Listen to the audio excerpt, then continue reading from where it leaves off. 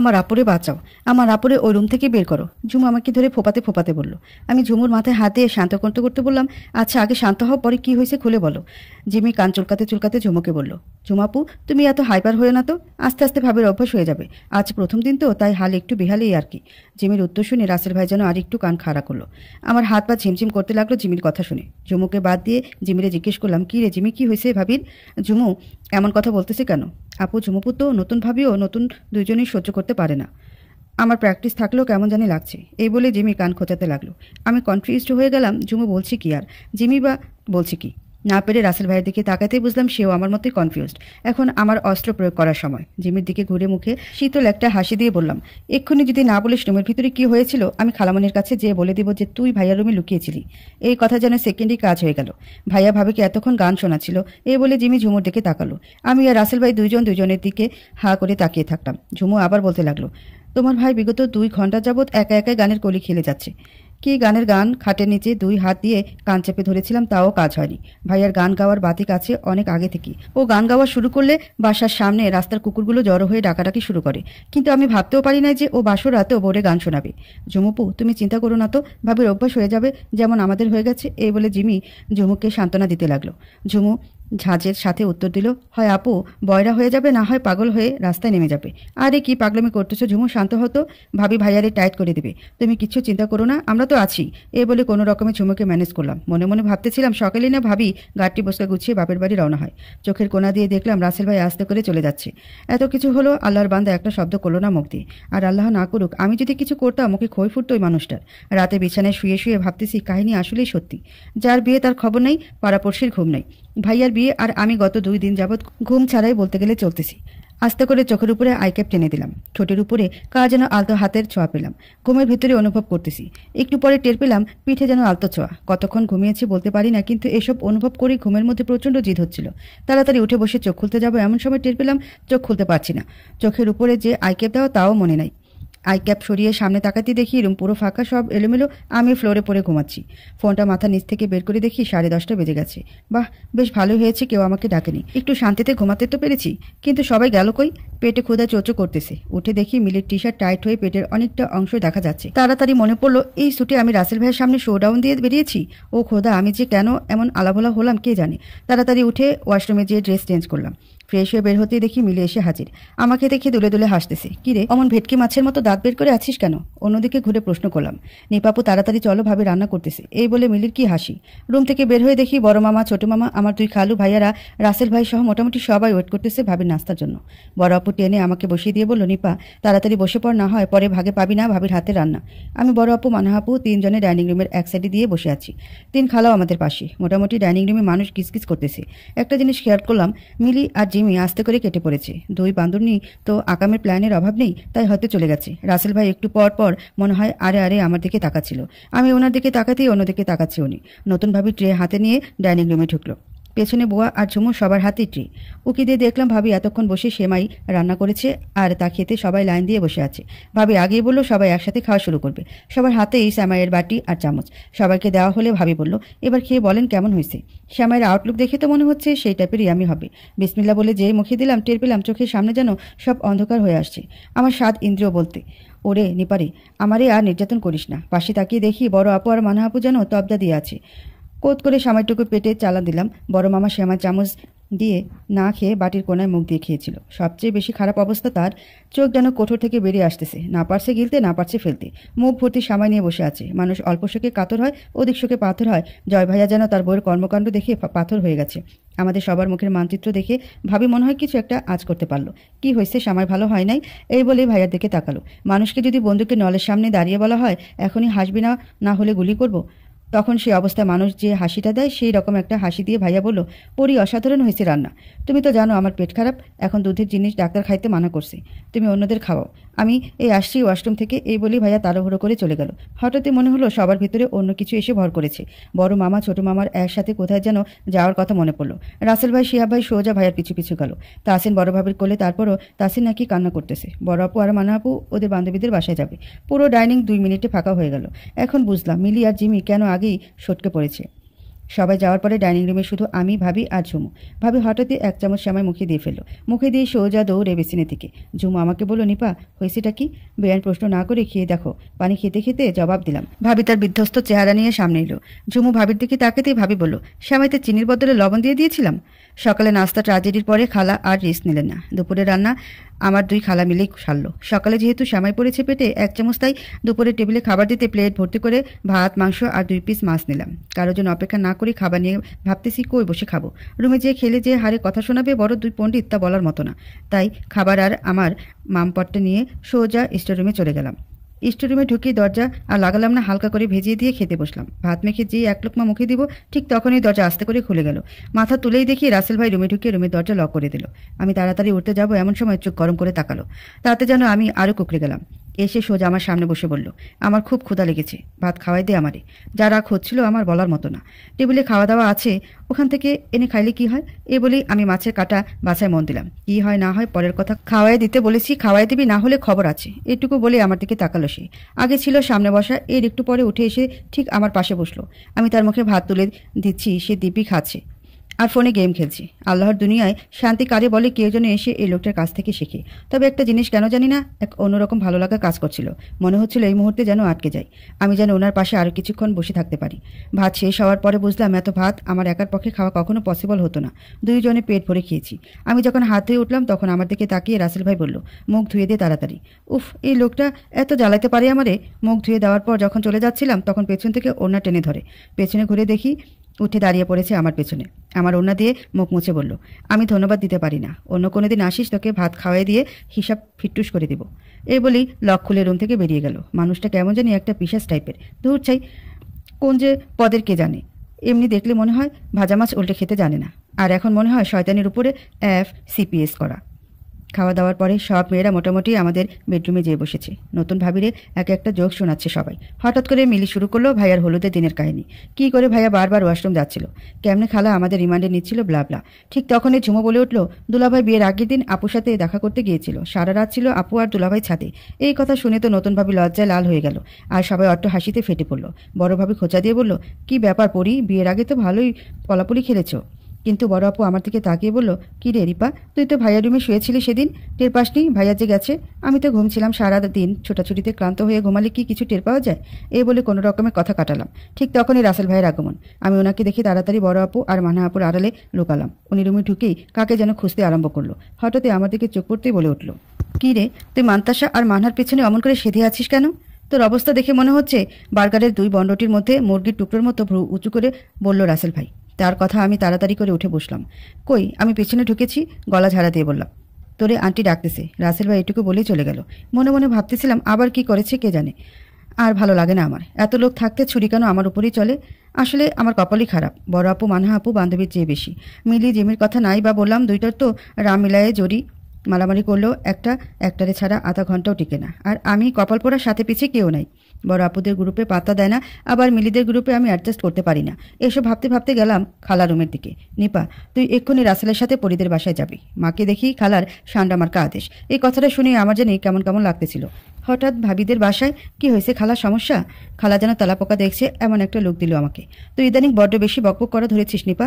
একটা কথা বলে কয়েক ডজন প্রশ্ন তোর রেডি থাকে। এই বলেই ফোত করে একটা নিঃশ্বাস চালো খালা। মনে মনে ভাবতে লাগলাম, একটা প্রশ্ন করেছি তারে বানাইছে ডজন, আল্লাহ না করুক আর প্রশ্ন করলে কি করতো। রাসেল ভাইয়ের সাথে আবার বাইরে যাব। উফ, আল্লাহ, লোকের সাথে বাইরে যাওয়ার কথা শুনলেই আমার কেন জানি না বুকে পানি থাকে না। রুমে এসে দেখি সবাই আড্ডা দিচ্ছে, হাসাহাসি করছে, আর আমি কিনা কপালের চারা নিয়ে ওনার সাথে বাইরে যাচ্ছি। সাদা কালারের একটা লং ফ্রকের সাথে ব্ল্যাক জিন্স পরে নিলাম, ঠোঁটে হালকা লিপস্টিক আর চোখে কাজল, ব্যাস আমি রেডি। চুল আস্তে উঁচু করে কাঠি দিয়ে বেঁধে নিলাম। ওড়নাটা টান দিয়ে যখন আমি বের হচ্ছি, বড় ভাবির চোখ কপালে তুলে বলল, বাবা গো নিপা, তোমারে তো সেই দেখাচ্ছে। কি ব্যাপার, কাকে পাগল করার ইচ্ছা আছে? ভাবি, আমি ভাইয়ারে বলতেছি যেন আপনাদের চোখের ডাক্তারের কাছে নিয়ে যায় অতি সত্বর। এটুকু বলে বাসা থেকে নামলাম। নিচে নেমে দেখি রাসেল ভাই হাওয়া। এদিক ওদিক তাকে তার বা তার বাইকের কোনো ছায়া খুঁজেই পেলাম না। একবার ভাবলাম তার ফোনে কল দিই, আবার ভাবলাম কল দিলে হয়তো ঝাড়ি খাওয়া লাগবে। তার চেয়ে ভালো উপরে উঠে খালাকে বলি তার গুণধর ভরসার ব্যক্তি নিজেই ভ্যানিশ হয়ে গেছে। ঘুরে বাসায় উঠতে যাব এমন সময় দেখি এক লোক এসে হাজির, তাও আবার রিক্সা নিয়ে।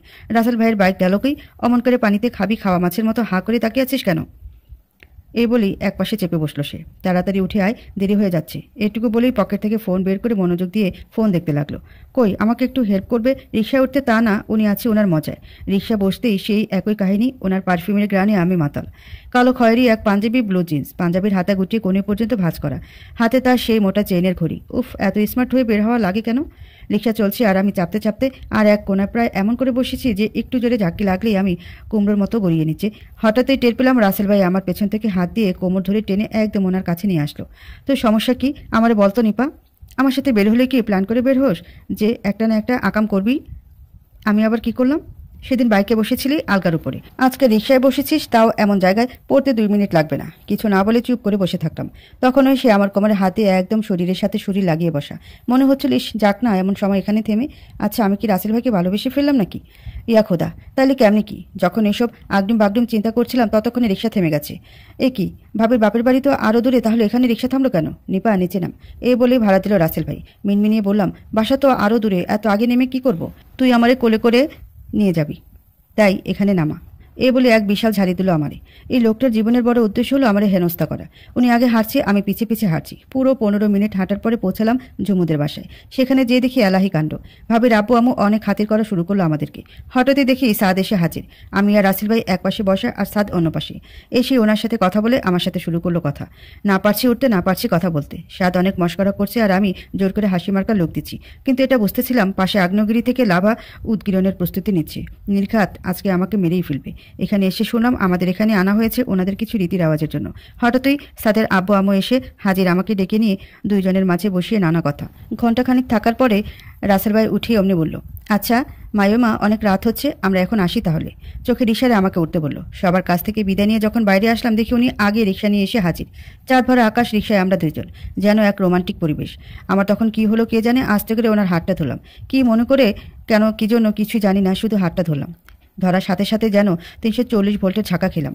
ঝাড়া দিয়ে আমার হাতটা সরিয়ে দিয়ে বলল, দূরে যেয়ে বস। লজ্জায় আমি মাথাটাই যেন আর উঁচু করতে পারছিলাম না। কি করতে যে আমি কি করি নিজেও জানি না।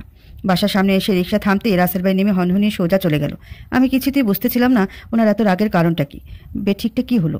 রিক্সা থেকে নেমে যে ভাড়া দিতে টাকা বের করলাম তখন রিক্সাওয়ালা বলে উঠল, আফা সাহেব টাকা আগেই দিয়া দিছে। সারা শরীর যেন রাগে ক্ষোভে রিরি করে উঠল। এই লোকটা ভেবেছে কি নিজেকে? বাসায় ঢুকতে দেখি হাও কাও। মনে মনে এক হাসি দিয়ে ভাবলাম, যাক ভালোই হয়েছে। এই সার্কাস পার্টির মধ্যে আসলে খারাপ মনও অকারণে ভালো হয়ে যায়। প্রথমে বড় খালাম্মা আর ছোট খালামণির দিকে নজর পড়ল। ছোট খালামণি সবার কাছে রয়্যাল বেঙ্গল টাইগার হলেও বড় খালামার কাছে রয়্যাল বেঙ্গল ক্যাট। জুতা খুলতে খুলতে শুনতেছিলাম দুই বোনের কাহিনী। বুঝলি রিনু, বয়স হয়েছে, আল্লাহ বিল্লাহ করবি, স্বামীর সম্মান দিবি। পান চাবাতে চাবাতে বলল বড় খালাম্মা। আমি তো তার প্রতিটি কথা 100তে 100 মেনে চলি। কোন মতে বলল ছোট খালামণি, শোন রেনু, আল্লাহর দুনিয়ায় তোর চেয়ে 2 দিন হলেও ভাত বেশি খাইছি, আমার শিখাইস না। এই বলে চিলঞ্চিতে পানের পিক ফেললেন বড় খালাম্মা। খালামণি যেন কি বলতে যাচ্ছিল হাত উঁচু করে থামিয়ে দিয়ে বলল, বেচারারে দেখলে মনে হয় পিছনে বাঁশ ঢুকায় দিলে যে হালে মানুষ ঘোরে ওই অবস্থা ঘটতেছে। এদের সব কমন কথা, তাও বেশ ভালোই লাগলো যে খালামণির সাইজের লোক তো অন্তত আছে। সামনে যেয়ে দেখি বড় আপু আর মানা আপুর তুমুল ঝগড়া। জিমি মিলি দুইজনে দাঁত কেলিয়ে হাসতেছে ওদের ঝগড়া দেখে।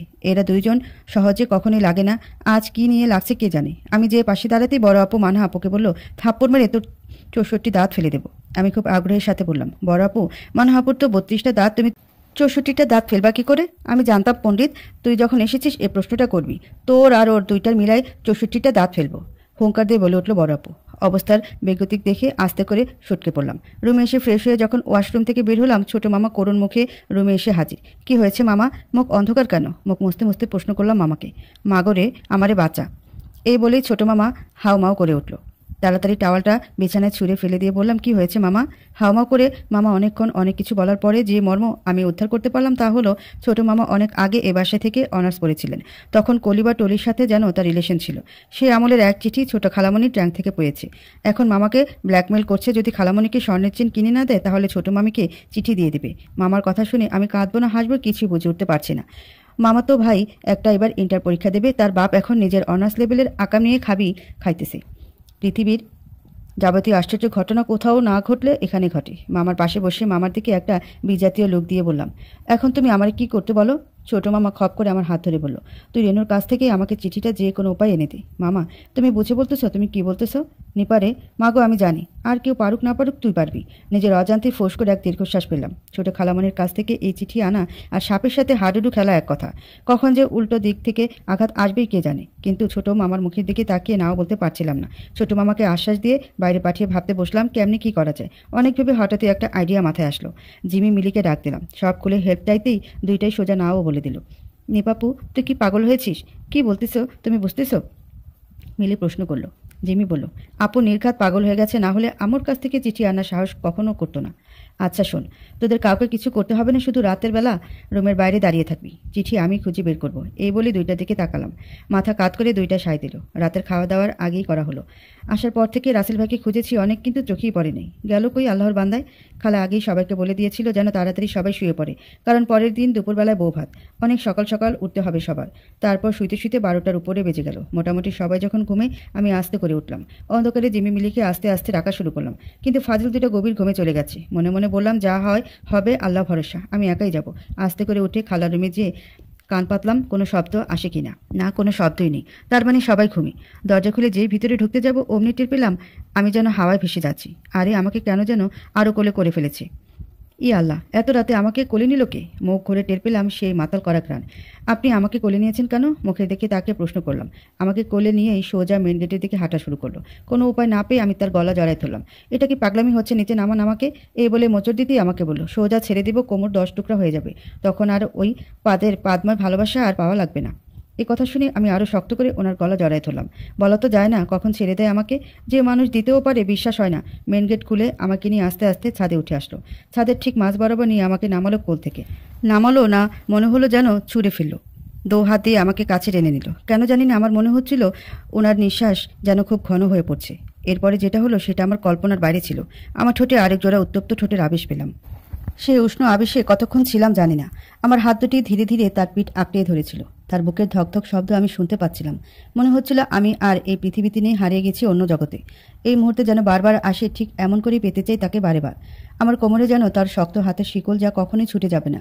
মনে হচ্ছিল সারা পৃথিবী যেন থমকে গিয়েছে তার আর আমার ভালোবাসায়। ঠোঁট থেকে ঠোঁট সরিয়ে নেওয়ার পরেই আমি 2 হাত দিয়ে মুখ ঢেকে দাঁড়িয়ে রইলাম। টেনে ধরে আমাকে রাসেল ভাই বলল, ছোট আন্টির রুমে চুরি করতে যাচ্ছিলি তো, তাই না? আমি মাথা ঝুলিয়ে সায় দিলাম। আস্তে করে আমার কানের কাছে মুখে নিয়ে বলল, কোনো চিঠি নেই আন্টির কাছে। মামাকে ঢপ মেরেছে তোর খালা। বড় বড় চোখ করে তাকে অন্ধকারেও যেন আমি দেখতে পারলাম মানুষটা মুসকি মুসকি হাসতেছে। অনেক রাত হয়েছে, বাসা যাব, ঘুমাবো, এই বলে হাঁটা শুরু করলাম। একটু সামনে যেয়ে আবার ফিরে আসলাম। কি রে, আবার ফিরে আসলি যে? রাসেল ভাই আকাশ দেখতে দেখতে প্রশ্ন করলো। আপনি এই ভয়াবহ কাজটা করলেন কেন? আমি প্রশ্ন করলাম। সে উত্তর দিল, কোন ভয়াবহ কাজ? কারো বাসায় বোমা মেরেছি নাকি? এই যে একটু আগে যেটা করলেন। একটু আগে কি করলাম? একটু আগে যেটা আমার সাথে করলেন। একটু আগে আমি কিছুই করিনি তোর সাথে, যা করার তুই করেছিস, আমাকে জড়ায় ধরেছিস। এত মিথ্যা কথা একটা মানুষ কি করে বলে? আমি হাঁ করে ওনার মুখের দিকে তাকিয়ে রইলাম। মনে মনে এত রাগ হতে লাগলো যে বলার মতোই না। মেজাজ আগুন করে সোজা গটগট করে নেমে আসতেই বুঝতে পারলাম উনিও পিছে পিছে আসতেছে। কালকে যেন ওই পাদের সাথে ঘষাঘষি করতে না দেখি। পেছন থেকে বলে উঠল রাসেল ভাই। ঘুরেই তেজের সাথে জবাব দিলাম, আপনি ওনাকে পাদ বলেন কেন? ওনার নাম সাদ, বুঝেছেন? অনলি সাদ, পাদ না। বাহ বাহ, পাদের ভালোবাসে দেখি বুধ হয়ে আছিস। ভালোই তো, আর কি কি প্ল্যান আছে ওই পাদের জন্য? এইটুকু বলে আমাকে ঠেলে সরিয়ে রাসেল ভাই বাসা ঢুকে গেল। রাতে বিছানায় শুয়ে শুয়ে ভাবছি, এই লোক এমন কেন? এই মেঘ, এই রোদ। আস্তে করে ঠোঁটে ছুঁয়ে অনুভব করলাম এই ঠোঁটে যে তার সেই উষ্ণ পরশ আছে। আচ্ছা, একটু আগে যা হলো তা কি সত্যি নাকি আমার মনে ভুল ছিল? পাশ ফিরে মাথা নিচে হাত দিয়ে এসব ভাবতে কখন যে ঘুমিয়ে পড়লাম নিজেও বুঝি নাই। নিপা তাড়াতাড়ি ওঠ, কিন্তু খালারা ডাকতেছে। বড় অপুর ডাক আর ঠেলাঠেলিতে যখন ঘুম ভাঙলো তখন মনে হচ্ছিল এই যেন সবে চোখটা লেগেছিল। উঠে বসতেই বড় আপু হাত ধরে টানাটানি শুরু করলো। নিপা, তুই এখনো ঘুমাচ্ছিস? ওদিকে সবাই ব্যস্ত আর তুই নবাবজাদির মতো এখনো কাত হয়ে পড়ে আছিস। কাপড় রাখতে রাখতে বড় খালাম্মা তার বচন শুরু করলো। এখানে আর থাকা মানে কানের যে 2-4টা পোকা জীবিত আছে তাদের মেরে ফেলা। তাড়াতাড়ি করে উঠে ওয়াশরুমে যেয়ে দরজা দিলাম। উফ, আমি না থাকলে মনে হয় সংসারের গাড়ি স্টপ হয়ে যায়। হাত মুখ ধুয়ে ওয়াশরুমে বসে বসেই চুলে হাত দিয়ে ঠিক করলাম। বড় খালামার সামনে 1 মিনিটও থাকা যাবে না। আজকে হয়তো কাউকেই পাই নাই নিজের নীতি কথা শোনাতে। ওয়াশরুম থেকে বের হয়ে উসাইন বোল্টের গতিতে ডাইনিংয়ে পৌঁছালাম। সবাই প্লেট হাতে যার যার খাবার নিচ্ছে। মেনু হলো পরোটা, আলুর দম আর কালকের মাংস। খুশিতে যেন মনে হচ্ছিল লাভ দিই। পরোটা মাংস আমার খুব পছন্দের। তাড়াতাড়ি প্লেটে 3টা পরোটা আর মাংস নিয়ে ড্রয়িং রুমে চলে আসলাম। অনেকদিন টিভি দেখা আর খাওয়া হয়নি। আমার অভ্যাস টিভির সামনে বসে বসে খাওয়া, যা খালা 2 চোখের বিষ। প্লেটের খাবার হাতে নিয়ে যেই সোফায় বসে টিভি অন করার জন্য রিমোট নিয়েছি, সেই ছো মেরে কে জানি আমার হাত থেকে প্লেট নিয়ে গেল। মুখ উঁচু করে তাকাতে দেখি রাসেল ভাই। আমিও সাথে সাথে ওনার হাত থেকে প্লেট নিতে হাত বাড়ালাম, তখনই বড় মামা এসে হাজির। কি রে, তোরা বাচ্চাদের মতো প্লেট কাড়াকাড়ি করতেছিস কেন? বড় মামা প্রশ্ন করলো আমাদের দিকে তাকিয়ে। আমি কিছু বলার আগে রাসেল ভাই বলে উঠল, দেখেন না মামা, নিপা আমার নাস্তার প্লেট ধরে নিয়ে যাচ্ছে। ওনার কথা শুনে মনে হচ্ছে আমার পায়ের নিচের জমিন না ফ্লোর ফাঁকা হয়ে যাচ্ছে, আর আমি ওই ফাঁকা দিয়ে টুপ করে নিচের ফ্লোরে যেয়ে পড়তেছি। বড় মামার চোখ মোটকে আমার দিকে চেয়ে বলল, বড় হয়েছিস এখন, ফাজলামি কমা। মিলিজিমি করলে মানা যায়, তাই বলে তুইও এমন করবি? এ বলেই মামা টিভি দেখতে বসে। পাশে বসে দেখতেছি রাসেল ভাই দিব্যি খেয়েই যাচ্ছে, ওনার কোনো মাথা ব্যথাই নাই যে আমি খেলাম না। আবার ডাইনিং রুমে এসে প্লেট পরোটা নিয়ে মাংস নিতে যাব, দেখি বাটি খালি। খালার কাছে জিজ্ঞেস করতে বললো, মাংস ছাড়া কি খাওয়া যায় না? উত্তরের ধরনে বুঝে গেলাম মাংস যে শেষমেশ সে আলুর তরকারি দিয়ে কোনো মতে একটা পরোটা খেলাম। কই খাবো মাংস দিয়ে পরোটা, তা না কপালে জুটল কি না আলু পরোটা। এই হলো জীবন আমার, যা এই কয়েকদিনই বড়ই বেদনাময়। খাওয়া শেষ, সবাই আবার তোড়জোড়ে লেগে গেল দুপুরের অনুষ্ঠানে। আজকে দুপুরের ভাইয়ার বউ ভাত। মোটামুটি 10টার দিকে বাসা মেয়ে শূন্য। ভাবির সাথে সবাই পার্লারে চলে গেছে। এবার খালেও মোটামুটি রেডি। খালামণিকে সে যে করেই হোক চিনবে, তাই খালা কি শাড়ি নিয়ে যাচ্ছে পার্লারে সেটা ভালো করে খেয়াল করে রেখেছে, যাতে গতবারের মতো এবার যেন কোনো সমস্যা না হয়। কিন্তু আমি আছি বড় মুশকিলে। বড় আপু যাওয়ার সময় বলে গেছে, গতবারের মতো মেকআপ করা নিয়ে যদি আবালামি করি তাহলে ওখানে বসেই নাকি আমাকে কেলানি দেবে। কি যে ভয় আছে সেটা বলতে পারছি না। খালু আর আমার মুখে দেখে যে কেউ বলবে পেটে সমস্যা আছে নাকি। আমার চেয়ে মনে হয় খালু বেশি ভয় আছে, মুখটা শুকনো আমচুরের মতো দেখাচ্ছে। ছোট মামাকে সকাল থেকে খুঁজতেছি সত্যি কথাটা বলার জন্য, আর মামা গায়েব। মামিকে জিজ্ঞেস করলে বলছে কাজে বাইরে গেছে। 12টার দিকে আমরা সবাই রেডি হয়ে গেলাম কমিউনিটি সেন্টারে। আজকে সকাল থেকে নাস্তার কাহিনী হওয়ার পরে রাসেল ভাইও গায়েব। মোটামুটি সবারই আজকে গায়েবানার রোগ ধরেছে। সেন্টারে যেয়ে দেখি ভাবিকে নিয়ে মহিলা মণ্ডল তখনও আসে নাই। মোটামুটি সব ফাঁকাই।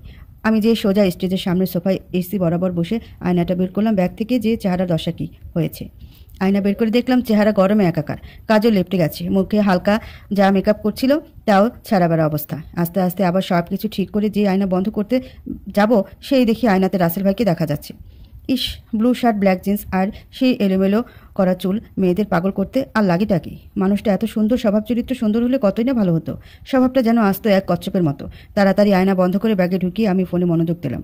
চোখের কোণা দিয়ে দেখলাম রাসেল ভাই আমার দিকেই আসছে। বরাবর আমার সামনে এসে দাঁড়িয়ে বলল, রাতে যা বলেছি মনে আছে তো? কি কথা? তুই তো আমার কথা এক কান দিয়ে শুনে অন্য কান দিয়ে বাইরে বের করে দিস। আচ্ছা বলবেন তোর কি কথা? ওই পাত থেকে 100 হাত দূরে থাকবি। যদি দেখি ঢলাঢলি করেছিস তো দেখিস কি করি। কি? এই বলে হেঁটে চলে গেল। বেচারা সাদের জন্য কেন জানি না খুব খারাপ লাগছিল। আমার কারণে হয়তো বাজে বাজে কথা শোনা লাগতেছে তার। একটু পরে দেখি নতুন ভাবিকে নিয়ে সবাই এসে হাজির। বিয়ের দিনের মতো আমি আজকে কনফিউজড কোনটাকে। খালি ভাবি ছাড়া আমি আবারও কাউকে চিনতে পারছি না। ভাবি আসার একটু পরেই ভাবির বাসার লোকজন এসে হাজির। আমি সবার অগোচরে আস্তে করে একদম পিছে শাড়ির চেয়ারে এসে বসলাম, যাতে মেকআপ পার্টির সামনে না পড়ি। আজকে যদি আমি আবারও চিনতে ভুল করি, এবার আর বকা না, বড় আপু সোজা আমাকে শুলে চড়িয়ে দেবে। আর পেছনে বসলে আর একটা উপকারও আছে, রাসেল ভাই বা সাত কেউ আমাকে দেখবে না, ক্যাচালো হবে না। পিছনে বসে মনের আনন্দে কানে হেডফোন দিয়ে গান শুনছি আর গেম খেলছি। হঠাৎই কান থেকে হ্যাচকাটা নেকিয়ে যেন হেডফোন এর একটা এয়ারপিস খুলে নিয়ে গেল। পাশে ঘুরে দেখি ছোট খালু, কিন্তু ছোট খালুকে দেখলে মনে হচ্ছে যে যেন খালুর পেছনে আগুন ধরায় দিছে, আর খালু দিক বিদিক হয়ে ছুটছে। ঘেমে নিয়ে খালু একাকার। আমাকে দেখে বলে উঠল, নেপারে ওই দিনের চেয়েও কঠিন বড় ঝামেলা করে ফেলেছি। খালুকে দেখে আসলে মনে হচ্ছে বিশাল কোনো ঝামেলা করে এসেছে, যাতে তার জীবন নাশের আশঙ্কা পর্যন্ত রয়েছে। খালু শান্ত হয়ে বসে আমাকে বলেন কি হয়েছে। এটা বলে খালুকে হাত ধরে পাশে চেয়ারে বসালাম। মাগো, বাসায় 100 বার দেখেছি তোমার খালা কোন শাড়ি নিয়েছে ব্যাগে অনুষ্ঠানে পরার জন্য, কিন্তু তোমার খালা বেমানি করলে আমার কি? এই বলে খালুর গলা যেন ভেঙে আসলো। খালু কি হয়েছে পুরাটা বলেন, তা না হলে আমি বুঝবো কি করে কি ঝামেলা হয়েছে। খালুকে সান্ত্বনা সরে বললাম আমি, তোমার খালা পার্লারে যেয়ে অন্য শাড়ি চেঞ্জ করে পরেছে। বড় আপার শাড়ি সে পরেছে আর বড় আপা তার শাড়ি। আমি পেছন থেকে শাড়ি দেখে ভেবেছি ওইটা তোমার খালামণি, যে পেছন থেকে রেণু ভেবে মুর্শিদা আপাকে জড়ায় ধরেছি। খালু 2 হাত দিয়ে মাথা চেপে ধরল খুব জোরে। আপনি বড় খালামাকে জড়িয়ে ধরেছিলেন খালু? আমি আবারও প্রশ্ন করলাম। কেন জানি না আমার বিশ্বাস হচ্ছিল না। ছোট খালামণির এত রাগী, তাও সে বড় খালামাকে ভয় পায়, তার সাথে এই বাই চান্স ঘটনা। আজকে কি হবে আল্লাহ ভালো জানে। এখন তোমার 2 খালা হন্য হয়ে আমাকে গরু খোঁজা খুঁজতেছে। নিপা প্লিজ কিছু একটা করো খালুর জন্য। খালু যেন পারে না, কান্নাই করে দেয়। মনে মনে ভাবতেছিলাম খালু নির্ঘাত যে আকাম ঘটাইছে তাতে হাসপাতালের সিট কনফার্ম। ছোট খালামণি অল্প বিস্তর ছাঁচা দিলেও বড় খালামা হাড্ডি গুড়ি করে ফেলবে সোজা। খালু এখানে তো কিছুই করা পসিবল না। বাসায় যাই আগে, আমি সবাইকে বুঝিয়ে বলবো ঘটনাটা। খালুকে শান্ত করতে বললাম আমি। আমার কথা যেন খালু একটু ভরসা পেল। খাওয়া দাওয়া পরে যখন হাত ধুয়ে এসেছি তখন সাদের সাথে দেখা। এমন একটা পরিস্থিতির কথা না বলে উপায় নেই। আমি নানান সুতোয় সরে আসতে চাইলেও পারছিলাম না। একটু পরে ঝুমে এসে হাজির। বারবার চোখ দিয়ে খুঁজছিলাম রাসেল ভাইকে কোথাও দেখা যায় কিনা। অনেকক্ষণ আড্ডা দেওয়ার পরে সাদের ফোন আসলে সরে যায়। আমিও ঝুমুকে নিয়ে স্টেজে চলে আসি। স্টেজে তখন ফটো সেশন চলতেছে। আমি নিচে দাঁড়িয়ে দাঁড়িয়ে দেখতেছি কি সুন্দর লাগে নতুন নতুন জুটিগুলোকে। বড় খালামা হুট করে এসে আমার সামনে হাজির। নিপা তুই শাহজাহানকে দেখেছিস? আমাকে দেখে জিজ্ঞেস করলো খালামা। না খালুকে তো দেখি না অনেকক্ষণ। খালু খালুকে কি দরকার খালাম্মা? গভীরচারা মুখ করে প্রশ্ন করলাম উল্টো করে। ইতিহাসে আছে শাহজাহান মমতাজ মহলে তাজমহল করে দিয়েছিল। আজকের এই মডার্ন শাহজাহানকে মেরে ওই বউ রেণু তাজমহল বানাবে। যত টাকা লাগে আমি দেব। বড় খালামার এই কথা শুনে আমার মনে হচ্ছিল বুকের ভিতরে কামারের হপারের মতো শব্দ হওয়া শুরু হয়েছে। আর কিছু বলার আগেই খালামা সোজা হাঁটা শুরু করলো। আল্লাহর দুনিয়ায় যত নমুনা আছে সব এই ফ্যামিলিতে কি যে হবে খালুর কে জানে। ওয়াশরুমে যাওয়ার জন্য লেডিস পাসটা মিলের কাছে দিয়ে আমি ওদিকে চলা শুরু করলাম। ওয়াশরুমের ঠিক পাশেই একটা দরজা। আমি দরজা বরাবর আসতেই দরজাটা খুলে আমাকে কে জানি টেনে ওই দরজার ভিতরে নিয়ে গেল। আমার গলায় গালে ঘাড়ে এলোমেলো আদরের জন্য আমাকে ভরিয়ে তুলছিল। আমি এমন করার কোনো মানেই হয় না রাসেল ভাই। বারবার কেন এমন করেন আপনি? যদি পারেন তো একবারে নিজের করে নিয়েন। এই বলে সজোরে ধাক্কা দিয়ে স্টোররুম থেকে বের হয়ে চলে আসলাম। রাসেল ভাই আমার থেকে হয়তো এমন ফিডব্যাক কখনোই আশা করেনি। পেছনে তাকালে হয়তো দেখতাম হতমম্ব চোখে তাকিয়ে আছে লোকটা আমার দিকে। সে যাই হোক, যা ইচ্ছা করুক, আমার কি তাতে? খালার কাছে যেয়ে বললাম, খালা আমার শরীর খারাপ লাগছে, বাসায় যাব। হঠাৎ কি হলো তোর? আমি আসি তোর সাথে? খুব চিন্তার সাথে খালা বলল, না ঠিক আছে, আমি চলে যেতে পারবো, সমস্যা নেই। এই বলে মিলির কাছ থেকে পার্সটা নিয়েই বেরিয়ে গেলাম। মাথায় জানি না কোন ভূত চাপলো, ভাবলাম হেঁটে হেঁটেই বাড়ি যাব। কতক্ষণ হেঁটেছিলাম জানি না, মাঝপথে নামলো ঝুম বৃষ্টি। ভালোই হলো, চোখের পানিগুলো তো আর কেউ দেখতে পাবে না। হাঁটতে হাঁটতে খুব বেশি আম্মুর কথা মনে পড়ছিল।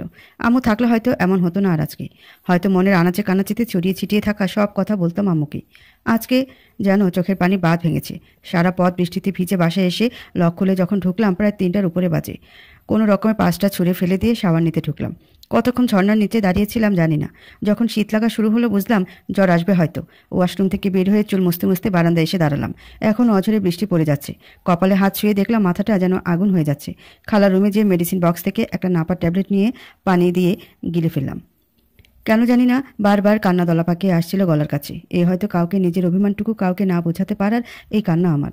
বারান্দায় কতক্ষণ দাঁড়িয়েছিলাম বলতে পারবো না। ঘোর ভাঙলো ডোরবেলের শব্দে। দরজা খুলে দেখি ভাইয়া ভাবি, ছোট খালামণি, খালু এরা সহ মোটামুটি 10-12 জনের গ্রুপ ব্যাক করেছে। সবার মুখ মোটামুটি থমথমে একটা অবস্থা। সারা জীবন শুনে এসেছি মেয়ে পক্ষ মেয়ে বিদায় দিয়ে কান্না মার্কা অবস্থায় বাড়ি ফেরে। আর এরা দেখি ছেলে বিদায় দিয়ে কান্না করতে করতে এসেছে। দরজা খুলে দিয়ে আমি রুমে গেলাম। কতদিন পরে মনে হচ্ছে হ্যাঁ এটা আমার রুম। পাতলা একটা কাঁথা গলা পর্যন্ত টেনে দিয়ে চোখ বন্ধ করতে মনে হলো আমি যেন ঘুমের দেশে হারিয়ে গেলাম। আসলে গত 3 দিনের সব মিলিয়ে যেন মনে হয় 6 ঘন্টাও ঘুমাইনি। শরীর আর এই অনিদ্রার ধকল কুলিয়ে উঠতে পারছিলাম না। তাই হয়তো এই অবেলা নিদ্রা দেবী এসে ভর করেছিল আমার চোখে। ঘুমের মধ্যে মনে হয় আমার আশেপাশে প্রচুর শব্দ। আমি যেন রাস্তার পাশে শুয়ে শুয়ে ঘুমাচ্ছি। কিন্তু আমি তো বিছানায় ঘুমাচ্ছিলাম। রাস্তায় আসলাম কি করে? এসে ভাবতে ভাবতে চোখ খুলে দেখলাম আমাদের বেডরুমে তিল ধারণ করার জায়গা পর্যন্ত নেই।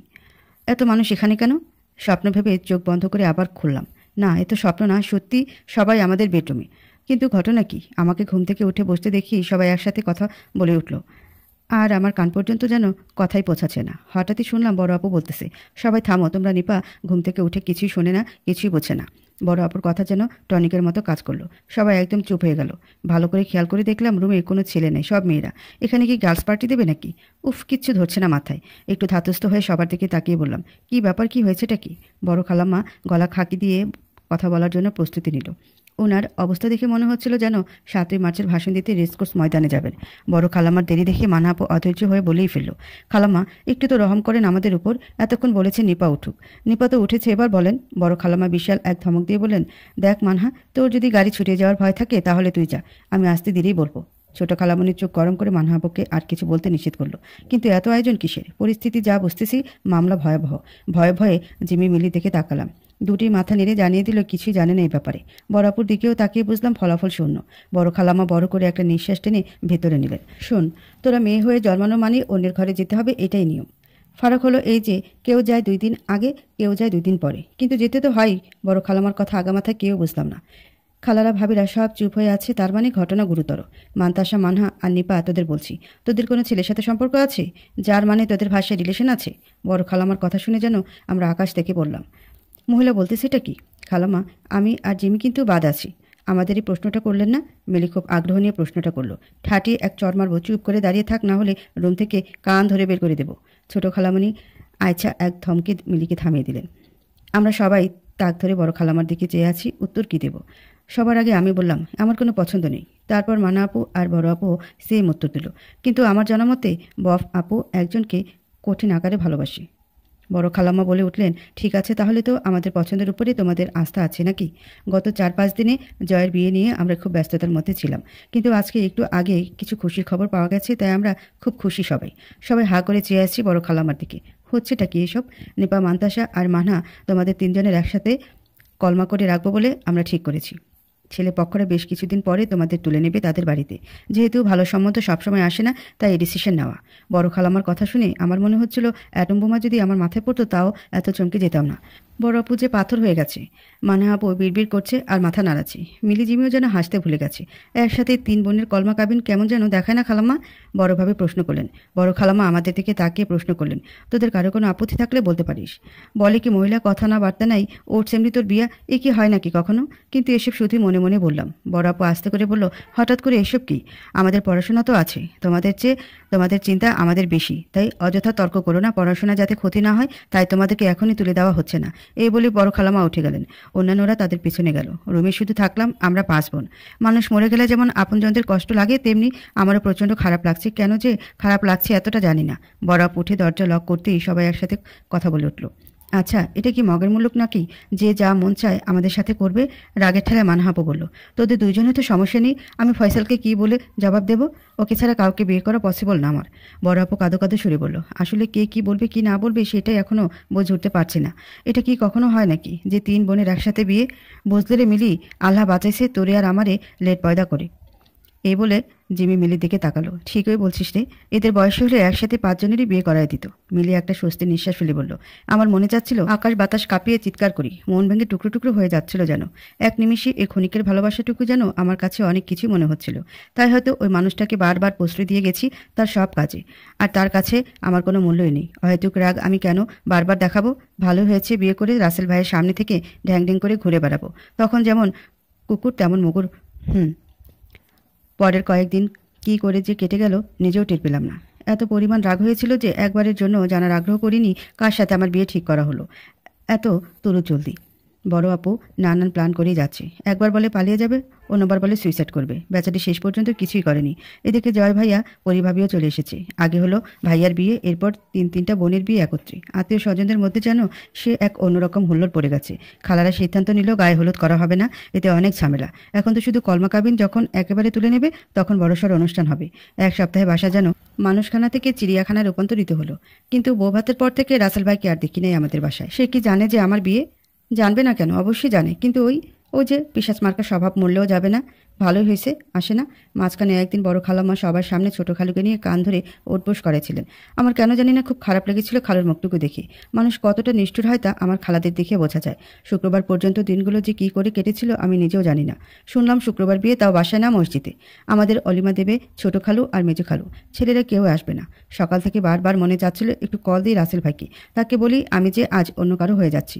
কাকে দেখাবে না তো রাগ তখন? কিন্তু ওই যে বললাম, জিত কাজ করছিল অনেক। সারাদিন সবাই হই হই রই রই করে কাটালো। বড় আপু কেঁদে চোখ ফুলালো ফয়সালের জন্য। আমি মুখ অন্ধকার করলাম, কার জন্য তাও জানি না। কিন্তু মানহা আপু বিশাল খুশি।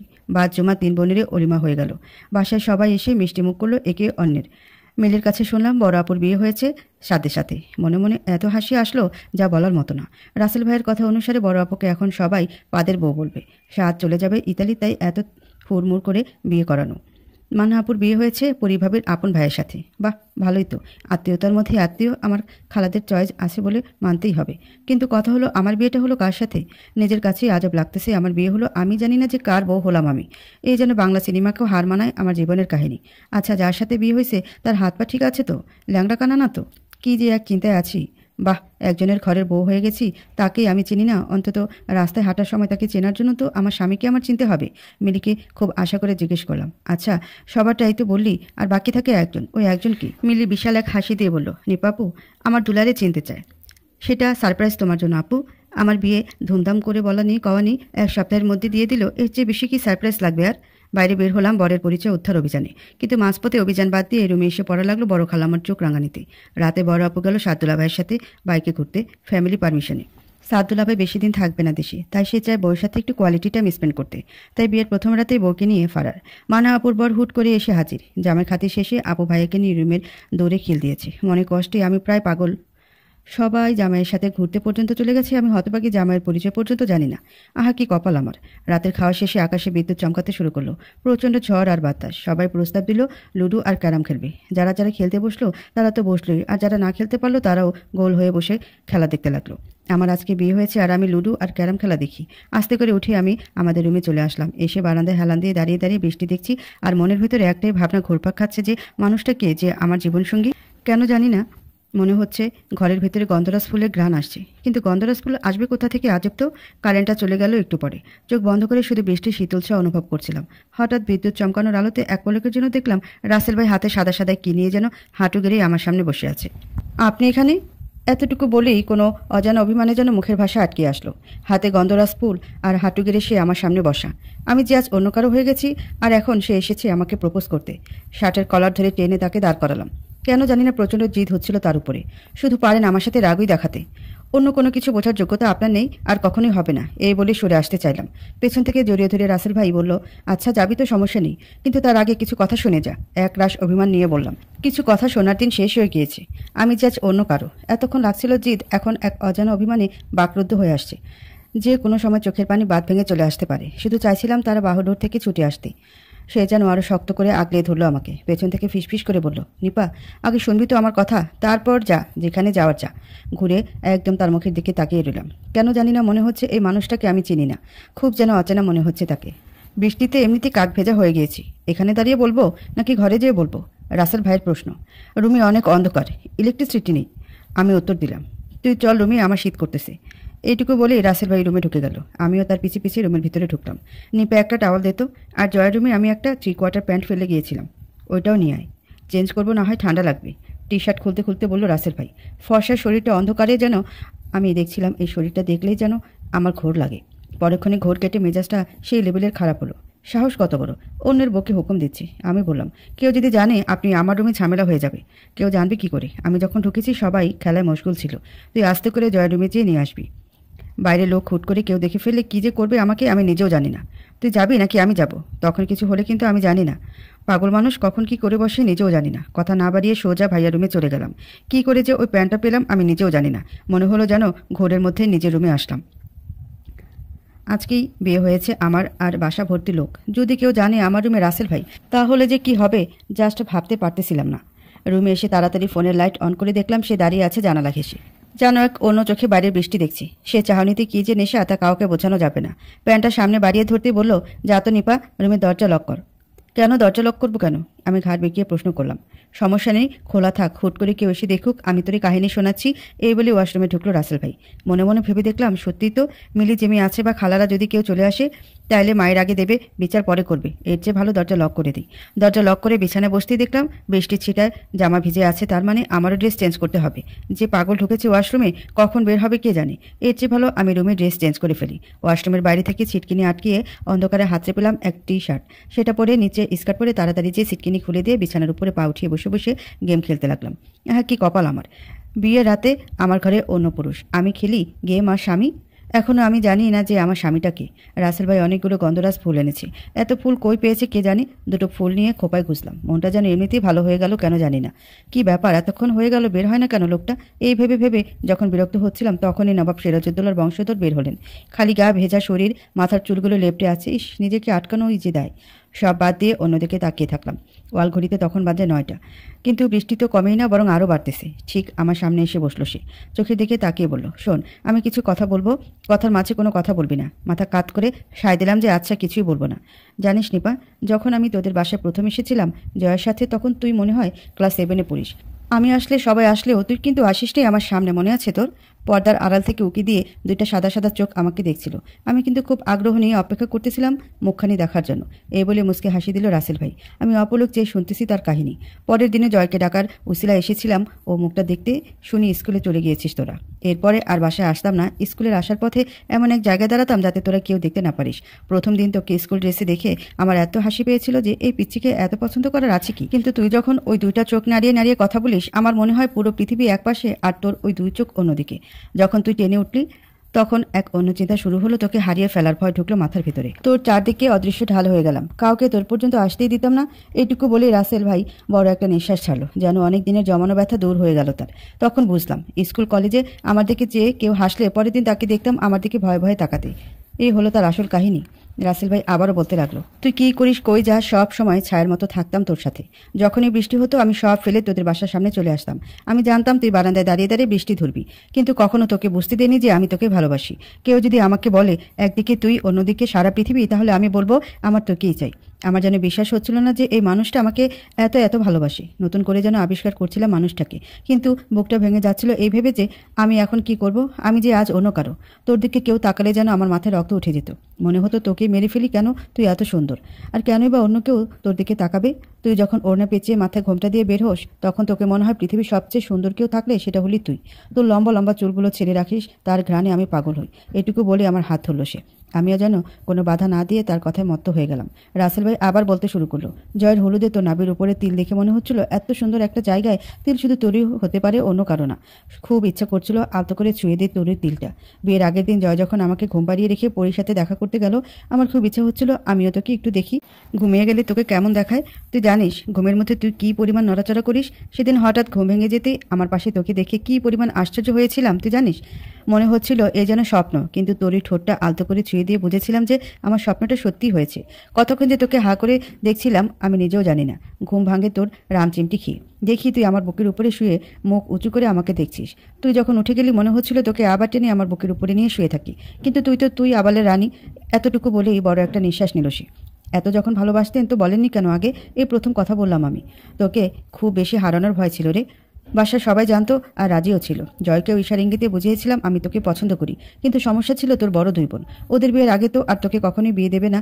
এটুকু বলেই যেন আমার হাতটা আরো শক্ত করে মুঠি করে ধরলো রাসেল ভাই। নিজেকে যেন আর বাধা দিতে পারলাম না। হু হু করে ওনার বুকের উপর পড়ে কাঁদতে লাগলাম। আমিও যে আপনাকেই ভালোবাসি।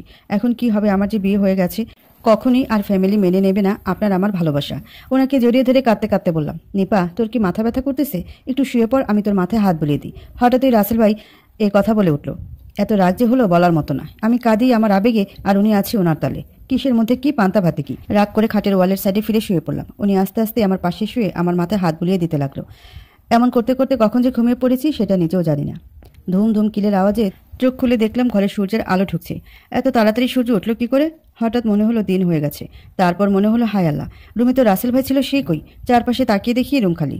দরজার শব্দে আবার মনে পড়লো রাসেল ভাই বাইরে গেলে দরজা ভেতর থেকে আটকালো কে? আজব তো, রুমে আর কেউ ছিল নাকি?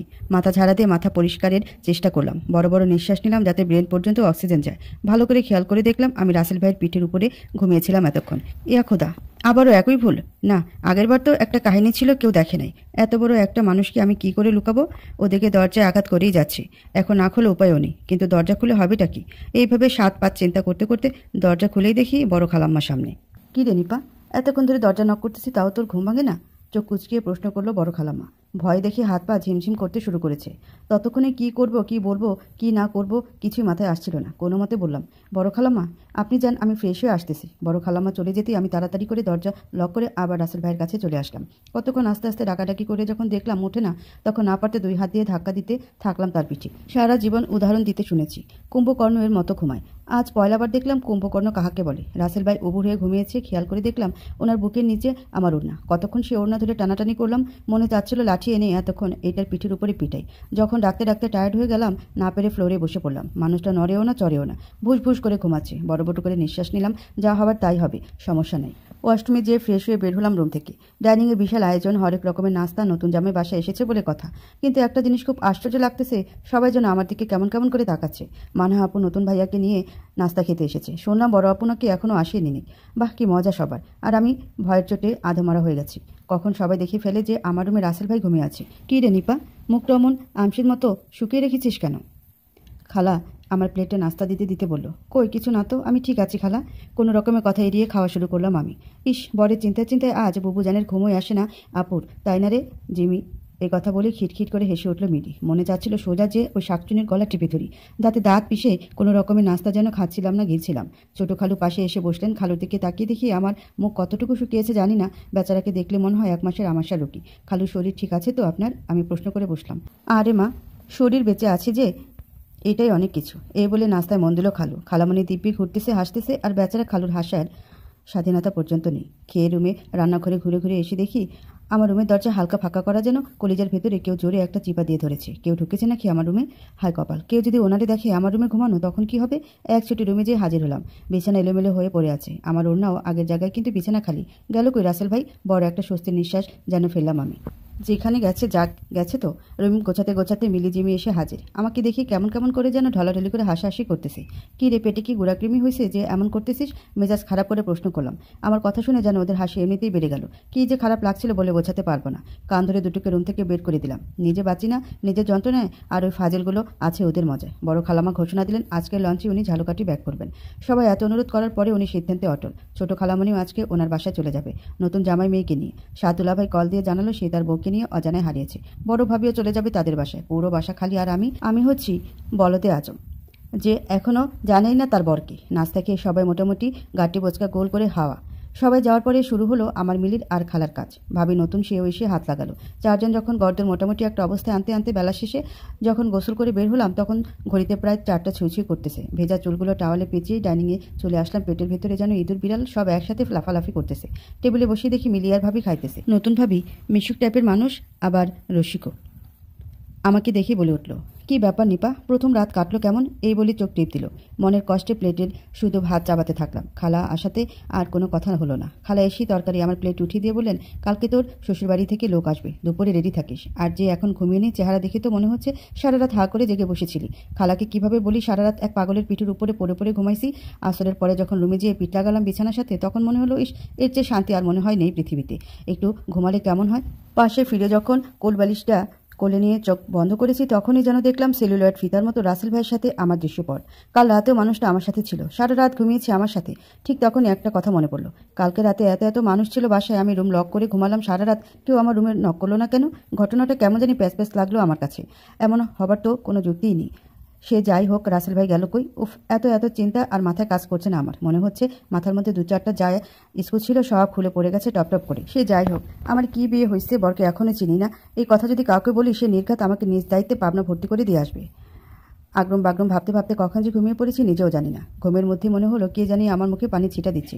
চোখ না খুলেই মানা করলাম পানি যেন না মারে, কিন্তু একটু পরপর ছিটা পড়ছি। না পারতে চোখ খুলে দেখি ঘুটঘুটে অন্ধকারের মধ্যে বসে আছি আমি। কিছুক্ষণ পরে মনে হলো আসলে শেষ দিয়ে ঘুমিয়েছি, এখন রাত হয়ে গেছে। পিছনে ফিরে দেখি মাথার কাছে জানালা খোলা, সেখান থেকে পানির ছিটা আসতেছে। বাইরে দুর্দান্ত বৃষ্টি হচ্ছে। লাইট জ্বালিয়ে ঘড়িতে দেখলাম প্রায় 8টার কাছাকাছি বাজে। যে অবস্থা ছিলাম সে অবস্থায় রুম থেকে বের হলাম। জিমে এসেছে, মিলি ওরে নিয়ে ওর রুমে শুয়ে শুয়ে ফোন দেখতেছে। ভাইয়া ভাবিও রুমে, খালা খালু রুমে দরজা খোলা। খালা কি জানি সেলাই করতেছে, আর খালু মনোযোগ দিয়ে টিভি দেখতেছে। মিলি রুমে যেতেই দুটোই অদ্ভুত একটা লুক দিয়ে আমার দিকে তাকিয়ে রইল। ওদের তাকানো দেখে মনে আমি যেন মঙ্গল গ্রহের এলিয়েন। কি রে, এমন করে তাকিয়ে আছিস কেন? আমাকে কি নতুন দেখতেছিস নাকি? প্রশ্ন করলাম ওদের। আপু, তোমার মাথায় কি হয়েছে? জিমি প্রশ্ন করলো আমাকে। মাথায় শিং গজাইছে, মেজাজ খারাপ করে উত্তর দিলাম আমি। নিপাপু, তোমার মাথা দেখে মনে হচ্ছে নির্ঘাত কোনো সাইক্লোন মাথার চুলের উপর দিয়ে গেছে। এই বলেই মিলি আমার দিকে তাকালো। আমি তাড়াতাড়ি ড্রেসিং টেবিলের সামনে যেয়ে দাঁড়ালাম। হাই কপাল, ঘটনা একদম সত্যি। এগুলো চুলের চেয়ে সনের মতো বেশি লাগতেছে। তাড়াতাড়ি করে চিরুনি দিয়ে চুল সমান করে ফেললাম। আবার ওদের পাশে এসে বসলাম। আচ্ছা, তোরা যদি একটা কথার উত্তর দিস তাহলে তোদের জন্য অনেক সুন্দর গিফট আছে, বললাম মিলি জিমিকে। দুইটাই খুব আগ্রহ করে সামনে এসে বসলো। কি প্রশ্ন আপু, তাড়াতাড়ি বলো। আগ্রহে মিলির চোখ চকচক করছে। আচ্ছা, আমার বিয়ে যার সাথে হয়েছে তাকে তোরা চিনিস? সুন্দর করে প্রশ্ন করলাম। সামনে দুইটা তাদের ঘাড় কাত করে জানিয়ে দিল যে হ্যাঁ তারা চেনে। তার মানে আমার রশিদে ধরেছে। মনে মনে আন্ডারটেকারের মতো হু হু করে একটা হাসি দিলাম যে নাকের উপর মোলা ঝুলাইছি। এইবার বর ব্যাটার পরিচয় তো আমি জেনেই ছাড়বো। মিষ্টি করে একটা হাসি দিয়ে বললাম, আচ্ছা সে কি করে, নাম কি, থাকে কোথায়, এসব পরিচয় একটু দে না বোন। আমি তো মনে মনে হাসি দিয়েছিলাম ওই বজ্জাত্রীটা, আর মনে মনে না জোরে জোরে হু হা করে হাসতে লাগলো। দুইটারে ঠিক আলাদিনের প্রদীপের জিনের মতো লাগছিল।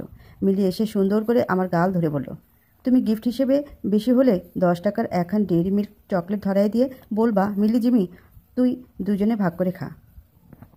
কই, আমি এমন করি? আমি ভাঙ্গা সরে বললাম। নিপাপু, মিথ্যা কথা একদম বলবা না, ইতিহাস সাক্ষী। জিমিও সাই দিল মিলির সাথে। নয়াদুলায় আমাদের খুশি হিসাবে কি কি দিছে তা শুনলে তো তুমি স্টক করবা শুকনার উপরে। শুধু কন্ডিশন দিছে এই যে আমরা যেন তোমারে ওনার পরিচয়টা না দিই। 32খানা দাঁত বের করে বলল মিলি। মনে চাচ্ছিল ঘুষি মেরে ওর সবগুলো দাঁতই ফেলে দিই। পরে ভাবলাম না থাক, বোনই তো। পরে দেখা গেল দাঁত নাই, তাই বিয়েই হলো না। তাই অনেক কষ্টে নিজেকে সংবরণ করলাম। রাগ দেখিয়ে উঠে হাঁটা দিলাম।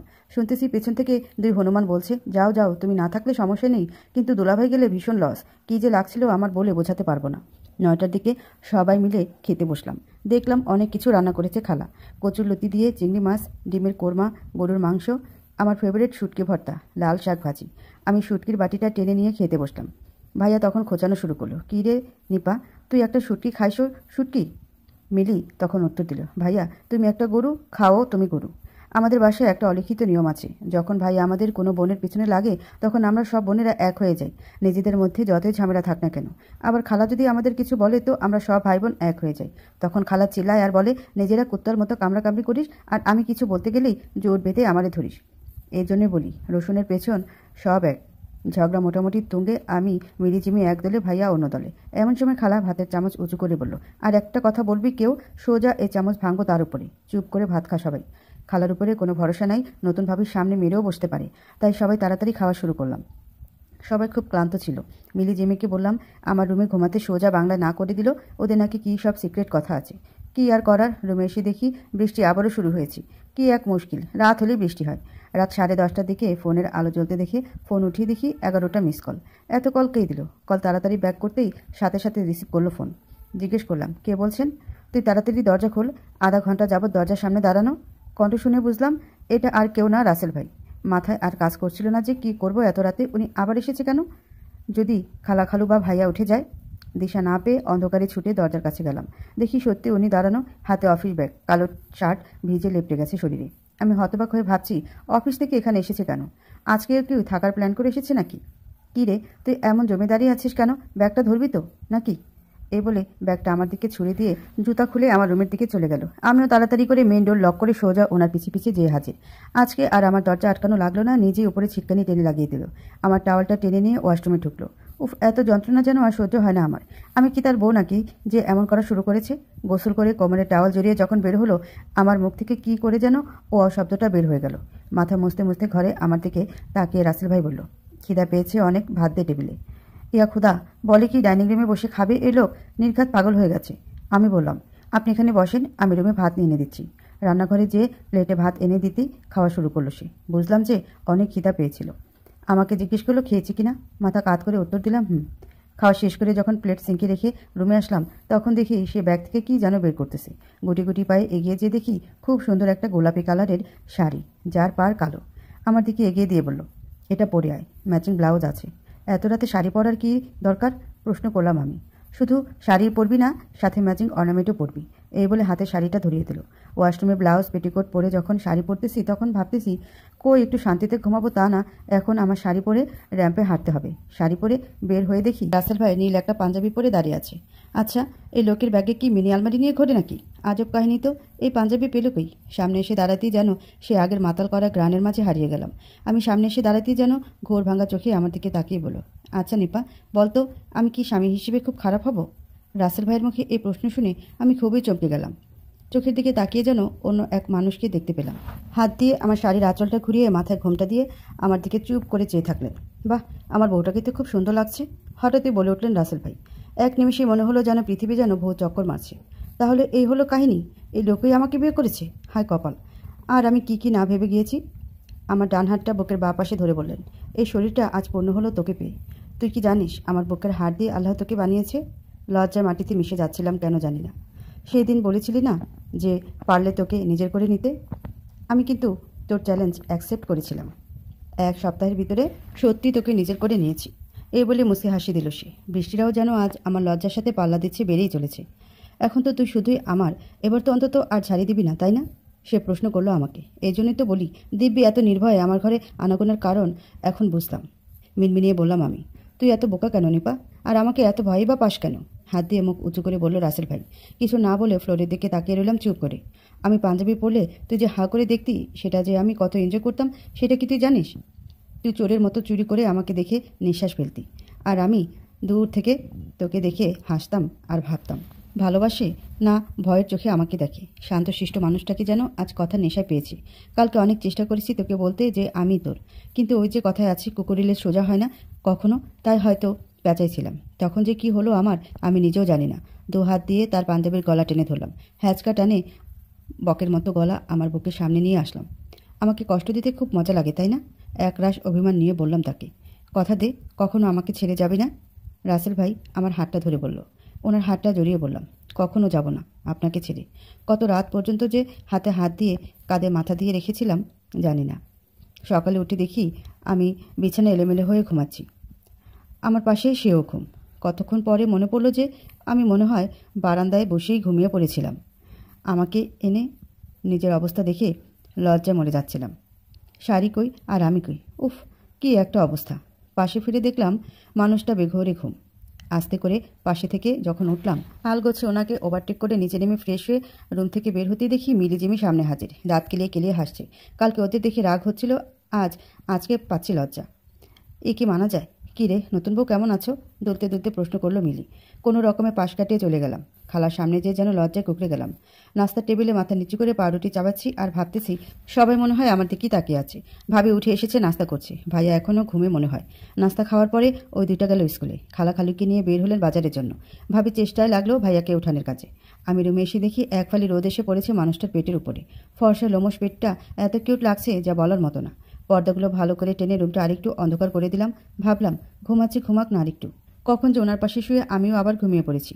চোখ মেলে দেখি আমার মুখের দিকে হা করে তাকিয়ে আছে। কি ব্যাপার, কি দেখেন এমন করে? ঘুমালে তোকে কত কিউট দেখায় সেটা কি তুই জানিস? আচ্ছা, তো নাভি ছাড়াও আর একটা জায়গায় তিল আছে, সেটা কি তুই জানিস? বিস্ফোরিত চোখে চেয়ে বললাম, মানে কি? আপনি করেছেন কি? সোজা হয়ে শুয়ে বলল, আমার বউ, আমি যা খুশি করতে পারি, তাতে তোর কি শুনি? এই নাছরবান্ধার সাথে সারা জীবন কাটাতে হবে যে কিনা তার বউ ঘুমালে তিল খুঁজে বেড়ায়। আল্লাহ গো, কী যে কপালে আছে আমার কে জানে। যান ফ্রেশ হয়ে নেন, আমি নাস্তা দিচ্ছি। এই কথা বলে যেই আমি উঠতে যাব আমাকে চেপে ধরে শুয়ে দিয়ে বলল, তুই আমার সামনে শুয়ে থাক, তোকে দেখেই পেট ভরে যাবে, নাস্তা লাগবে না। কোনো রকমে মোচড়ামুচড়ি করে বললাম, আজকে আপনাদের বাসা থেকে যে মেহমান আসবে খেয়াল আছে তা? খালা মনে হয় বাজার নিয়ে এসেছে, সব মিলতাল করা লাগবে। তাকে নাস্তা দিয়ে আমিও যেয়ে কাজে বসলাম। রান্না বাড়া করতে করতে প্রায় 1টা বেজে গেল। এতক্ষণ একবারও মানুষটার খোঁজ নিতে পারিনি। তাড়াতাড়ি করে রুমে ঢুকে দেখলাম আমার টেবিলে রাখা সমরেশ মজুমদারের গর্ভধারিণী বইটা পড়ছে আর পাশে শুয়ে ভাইয়া ফোনে কি যেন করতেছে। ভাবে এসে ভাইয়াকে বলতে গেলে এক প্রকার ধরে বেঁধে নিয়ে গেল গোসলের জন্য। আমি কাপড় হাতে নিয়ে গোসলে ঢুকবো এমন সময় পেছন থেকে জড়িয়ে ধরে আমাকে বলল, জানো মেয়েদের কাজ করে আসলে কত সুন্দর লাগে, ঘামে ভেজা শরীর দেখলে নিজেকে সামলে রাখা দায় হয়ে যায়। খালা লাঠি নিয়ে আসতেছে, অর্ডার দিছে আপনাকে আর ভাইয়াকে রেডি হয়ে 10 মিনিটের মধ্যে ড্রয়িং রুমে হাজির হতে। এই বলেই ঘুরে দাঁড়ালাম। ও মা, আমাকে ঠেলা দিয়ে আমার হাতের টাওয়াল নিয়ে নিজেই ওয়াশরুমে ঢুকে গেল। আমি অবাক হয়ে দাঁড়িয়ে দেখতেছি কাণ্ডটা করতেছিটা কি। একটু পরে আবার দরজা ফাঁক হয়ে গেল। হ্যাচকা টানে আমাকে ভিতরে নিয়ে দরজা লাগিয়ে দিল। গোসল করে যখন বের হলাম আধা ঘন্টা পার, মেজাজটা এত গরম হচ্ছিল যা বলার মতো না। কেন যে এমন করে? খালার হাতে বকাতো মাস্ট দেখা গেল। মায়ের দিয়ে বসলেও অবাক হবার কিছুই নেই। ওনাদের বাসা থেকে সবাই এসে খুব খুশি। আগে থেকেই চিন্তা ঘরের বউ হওয়াতে যেন আর তাদের খুশিই ধরে না। শাশুড়িমা দোয়া করে দিলেন আল্লাহ যেন তাদের ছেলেকে সহ্য করে ধৈর্য আমাকে দেয়। মনে মনে আমিও আমিন বলে নিলাম। এই দোয়াটা যে বড়ই প্রয়োজন আমার। ঠিক 2 দিন পরে এসে হাজির হুড়ুম করে ব্যাগ সব প্যাক করে আমাদের বাসায় যেয়ে থাকবি। এই কথা বলেই সব নিজেই গোছানো শুরু করলো। খালা বোঝালো, খালু বোঝালো, কারো কথায় কানে তুলল না। এক ভাইয়া খালি হামি দিতে দিতে বলল, ওর বউ নিয়ে যাচ্ছে, যাক না। তোমরা এমন করতেছো কেন? 3 পিস পরে রাত 10টায় এসে হাজির হলাম আমার নিজের বাড়ি। খুশিও লাগছিল, হাসিও আসছিল, ভয়ও পাচ্ছিলাম। সে এক মিশ্র অনুভূতি। এইসব অনুভূতি ব্লেন্ডারে ব্লেন্ড করলে যেমন লাগে ঠিক তেমন অনুভূতি। শাশুড়ি মা আমাকে দেখে খুব স্বাভাবিকভাবেই ঘরে তুলে নিলেন, যেন আমি তার মেয়ে। রাসেল যে এই 2 দিন তোমার ওই বাসায় রাখছে সেটাই তো আমার বিশ্বাস হচ্ছে না। হাসতে হাসতে বলল ওনার মা, দিনগুলো যে কিভাবে চলে যায় তা হয়তো কেউ জানে না। আর সুখের দিনগুলো তো আরও তাড়াতাড়ি চলে যায়। বিয়ের 2 বছর পর টের পেলাম আমার ভিতরে আরেকটা ছোট্ট আমের অস্তিত্বে খুশিতে নেচে উঠল মন। ওনাকে বলাতে উনি তো খুশিতে পাগল প্রায়। বড় আপুকে ফোন দিয়ে জানালাম বড় আপু ততদিনে 7 ভাইয়ের সাথে ইতালি প্রবাসী। মানহা আপুকেও জার্মানি নিয়ে চলে গেছে। মিলি স্কলারশিপ নিয়ে চলে গেছে সুইডেনে। জিমিটাও বিয়ে হয়ে গেছে, সেও বাগেরহাটে থাকে। সময়ের সাথে সাথে কত চেঞ্জ হয়ে গেছে মানুষ।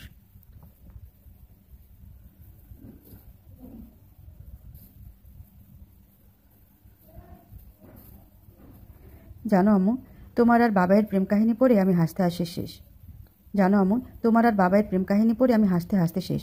মেহানার কথা খুব মনোযোগ দিয়ে শুনছি আমি। বাবাই তো প্রায়ই বলে তুমি নাকি বুদ্ধু, কিন্তু তুমি তো আমার সুপার মম। জানো আম্মু, বাবা এখনও তোমার সাথে যেমন জেদ করতো আমার সাথেও করে। মুখ ফুলিয়ে বলল মেয়েটা। মুখ ফুলালে কেমন জানি মেহানাকে ঠিক আমার মতো লাগে। মেয়েটা এত সুন্দর করে কি করে যে কথা বলে। মেহানা অনেক হয়েছে, আম্মুর সাথে কথা এখন আর না। অন্য আরেকদিন আসবো, এখন চলো মা। রাসেল ভাই আমার মেয়েটার মাথায় হাত বুলিয়ে বলল, আচ্ছা বাবাই, সবার আম্মু সবার কাছে থাকে, আমার আম্মু কেন এখানে থাকে? মেহানার প্রশ্নে যেন রাসেল ভাই চুপ হয়ে গেল। আমি জানি এখন ওনার চোখ থেকে পানি আসে আসে করছে। মনে চাচ্ছিল চিৎকার করে বলি, মারে তোর বাবাইকে আর কিছু জিজ্ঞেস করিস না, কারণ উনি বারবার বলেছিল তুমি আগে বাচ্চা না। তাও শুধু মা ডাক শোনার জন্য সবার বিরুদ্ধে যেয়ে এই ছোট প্রাণটাকে 10 মাস 10 দিন নিজের মধ্যে আগলে রেখেছিলাম। মেয়েটা যে আজ 10-এ পা দিয়েছে। শাশুড়ি মায়ের কাছে একটা চিঠি রেখে এসেছিলাম, মেহানার 10 বছর হলে যেন ওর হাতে এটা দেয়। ঠিকই পেয়েছে চিঠিটা। মেয়েটা বাবার হাত ধরে সত্যি চলে যাচ্ছে, কিন্তু আমি যে দেখতে পাচ্ছি না, কারণ কবরের গহীন অন্ধকার থেকে শুধু শোনা যায়, অনুভব করা যায়, কিন্তু দেখা যায় না। বড্ড ইচ্ছা করছিল মেয়েটাকে জড়িয়ে ধরি। বিধাতা বুঝি সব সুখ সবার কপালে দেয় না।